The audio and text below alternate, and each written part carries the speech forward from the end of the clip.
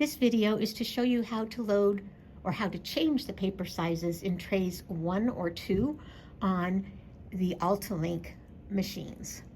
So trays 1 and 2 can hold different paper sizes, whereas 3 and 4, the bottom 2 trays, are 8.5 by 11 only.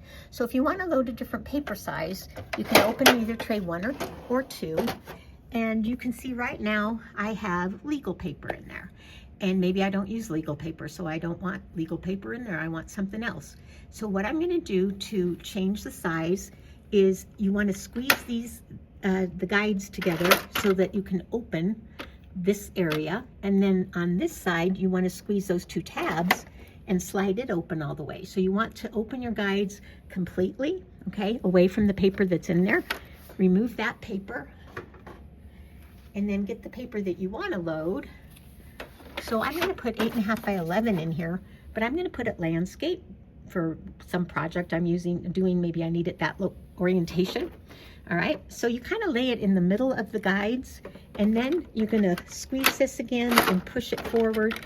And I always kind of push in on that guide to make sure that it actually clicked into place, okay?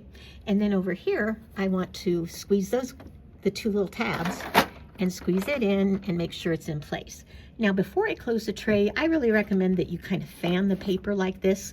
Okay, it's just a good idea. It just helps separate any of the pages that might have been stuck together. And also, I want to show you in the back of all the paper trays, you will have a max line. Trays 1 and 2 on the AltaLinks will hold 550 sheets of paper. So that's a ream plus 50 sheets.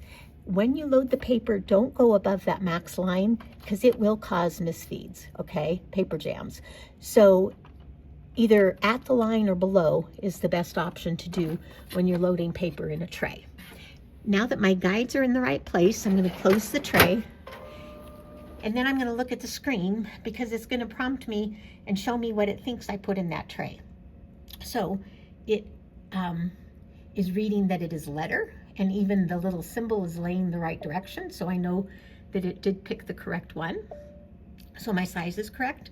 It is plain paper and it is white, so I'm good to go. I can just say confirm, and now that tray is ready to use. So again, don't overload the trays. Make sure the guides are nice and tight up against the edges.